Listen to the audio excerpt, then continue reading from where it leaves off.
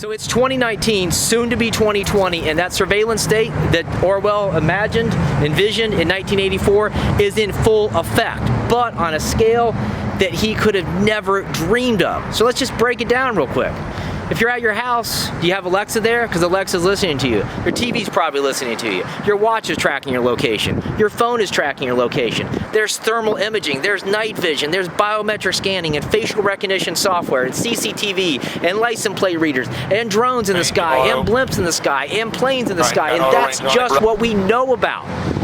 So if you think about a situation where the state is turned against its citizens, let's say massive gun confiscations, right? Where they're not only taking the guns, but they're taking you off to some camp that you don't ever come back from, get on those rail tracks and see you later. Could you resist? Could you evade? Could you escape? Something like that. I don't know. It feels almost hopeless. But in this video, I'm going to show you some bits of low-tech gear and some ideas that I have in my head on how you can get that done. Now, it's not 100%. It's not totally effective. I don't know how well it'll work because I've never tested it out, but this is based on a lot of my own research and input from people who are knowledgeable in such matters. So let's go ahead and see if we can work through this and figure out, is there a way to get completely off the grid in 2019? Let's get it.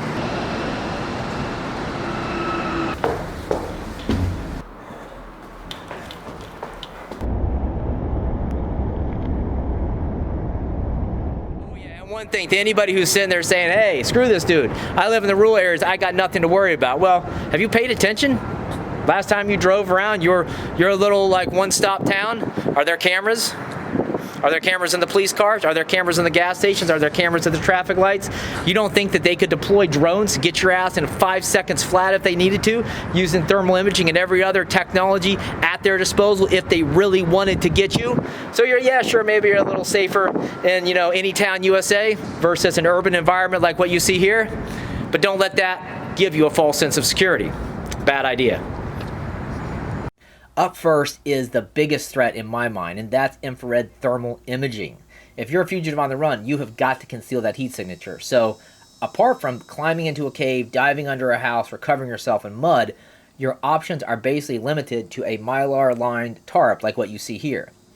The optimal way to set this up is in a dense forest, where there's tons of canopy overhead. You get in the shadows with as much barrier between you and the sky, and then you use any terrain features to further mask your position, and keeping in mind the whole time that your heat signature is going to leak through anyways.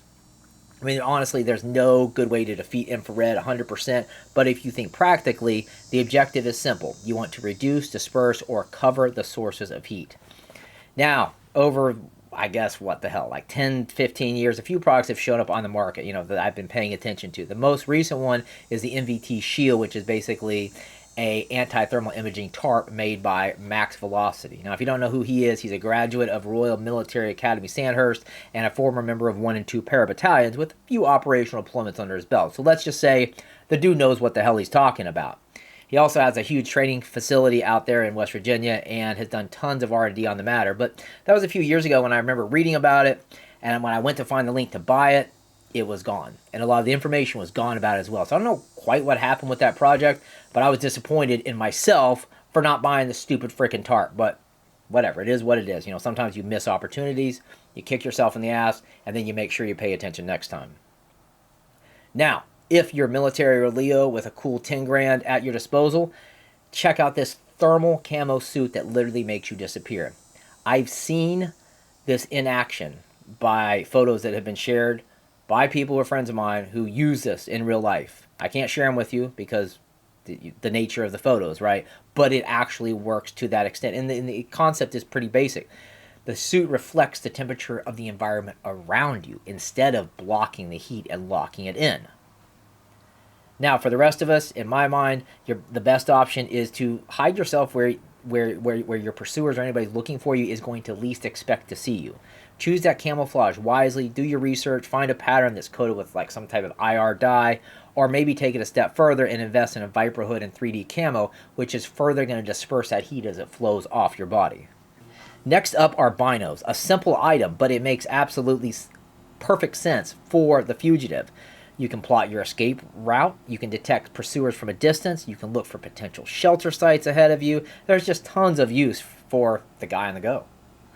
Mine, they're nothing to write home about. They're a compact size. They're probably the cheapest pair of Steiners you can find. They are good, though. I get 8x magnification from them and a good field of view considering the size. This pair is about 5 years old. My wife got them for me years and years ago. I've used them in the Smoky Mountains all the way here to Florida. Now, optimally, I'd love to have a large set of Steiners, 10 by 26 with a frickin' laser rangefinder on it. And I'll be honest with you, actually, now that I think about it, screw that. Why don't I get a pair with infrared in it, and then the hunted becomes the hunter? Up next is a pry bar. Now you ask, what the hell does a pry bar have to do with escape and evasion? Well, very simply, it enables you to break into abandoned buildings and gain access to places you wouldn't be able to gain access to without the pry bar. So imagine a situation where you need to shelter during the day and travel at night. You find an abandoned house like this, and you get in there, and you get a breather. You get to relax. You maybe get to eat. You get to sleep a little bit, and then continue your evacuation operation or whatever the hell you have going on because somebody's chasing you. Other things you can do with the pry bar, let's imagine you're in a wilderness environment and you've been living there, but you still need to stay low profile. You can use this to dig a hole, like a Dakota fire pit, have that fire, and not worry about the smoke or the light signature from that fire. So, other options include, well, not much actually, aside from breaking shit and digging that I can think of. You can actually use it to bust up, some wood, like what you see here. But honestly, now that I think about this, maybe it's too big. I'd probably be fine with it if weight and size wasn't a concern, but it always is. So maybe I downgrade to something a little bit smaller, and that enables me to travel light, and it makes it easier for me to outpace my pursuers. And so, yeah, the pry bar. Get one, get out there and use it. It's very simple to use, and you can actually use it to bust through walls too. Bam, like that, or crack somebody in the head. So, pry bar, common sense addition to my E&E kit. Number 4 is my hands-down favorite item, simply because it's a giant FU to the system. I hate the rise of the surveillance state, cameras on every corner, facial recognition. Like I said at the beginning, this is 1984. We're living it right here in the present. It's really terrifying. I'm really actually also tempted to pre-order these because you just never know when they might come in handy. But there's a lot of this out there on the market. These shades are just an example of the rise of anti-surveillance fashion. Now, if that doesn't work for you, maybe get one of those creepy silicone masks, which seem to be pretty effective, although it's really weird.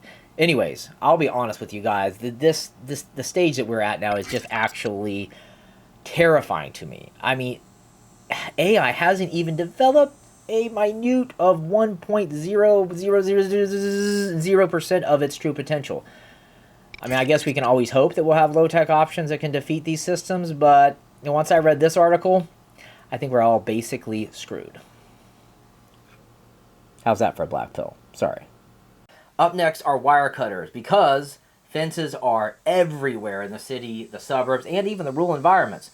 Most are tall, a pain in the ass to climb, and then some are covered in barbed wire. So if you're under active pursuit, planning a discreet escape route in advance, or maybe you're just out planting some caches in hard to get to locations, wire cutters are going to be a big win for you.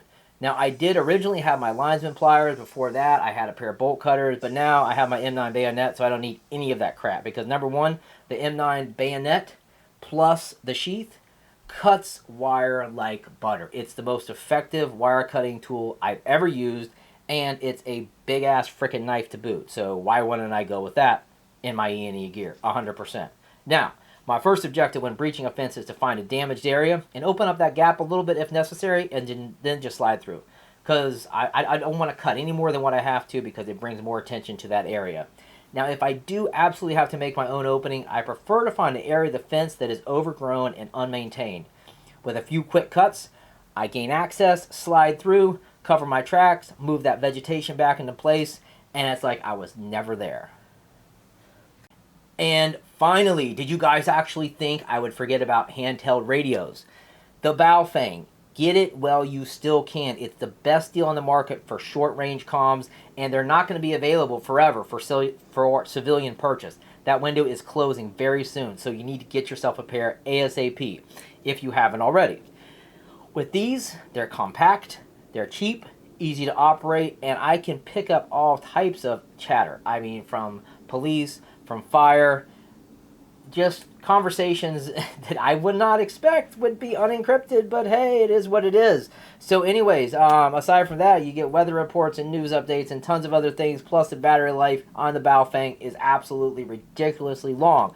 So grab yourself a pair. I can tell you from personal experience with these, using them on the ground and in vehicle convoys, they are highly effective, and for the price, you literally can't beat it. So I'm back home now. I've turned off location tracking on my phone. I'm on tour through a VPN tunnel, and I don't hear any planes circling overhead, so I'm pretty sure there's no Cessnas out there running thermal imaging and taking photos of my house. And I don't think there's anybody out there in the tree line concealed. I think I'm safe. But anyways, in all seriousness, guys, what I showed you is just the tip of the iceberg. There's a lot more things that you can do. Like, one thing that popped in my mind was, how do I conceal my tracks and change even my tread pattern on my shoes? Well, first thing I did is like, oh, okay, well, duh. I'll just get a pair of rubber overshoes. I slipped those on, and those worked for about 5 minutes until they split in half. So that wasn't so cool. So then I thought, well, you know, how does all those illegals get across the border? You know, all that diversity that's just flowing in our country, making it so much better? How do they get it done? Well, it's really simple. They take a piece of carpet, strap it around their shoes, and they head north. So that's how they get it done. So there's lots of different ways that you can conceal your tracks and throw pursuers off your course. But you got to go down those rabbit holes and explore them. I can't do all the hard work for you. So anyways, those are just some few ideas that have been popping in my head, including lockpicks, which I suck at. My grandfather, who was a CIA agent in an operational status for 10 plus years, overseas and domestically, explained it like this. Number one, the majority of cheap locks out there suck for lockpicks. Lockpicking works a lot better with good quality locks. And second of all, I just needed a lot more practice with it, and I just didn't have a lot of time to practice. So I've been looking at the bump keys. That seems like a viable option. There's a lot of other stuff out there you can do to stay low profile and stay undetected and escape pursuit. Now, of course, that depends on how much heat you have on you. If you've done something like on the Timothy McVeigh level, good luck, buddy. Good luck. You're going to basically have to make yourself disappear forever. Aside from that, I appreciate you guys watching. Stay tuned for the next video, and wear that tinfoil hat. I'll see y'all in the comments. Peace.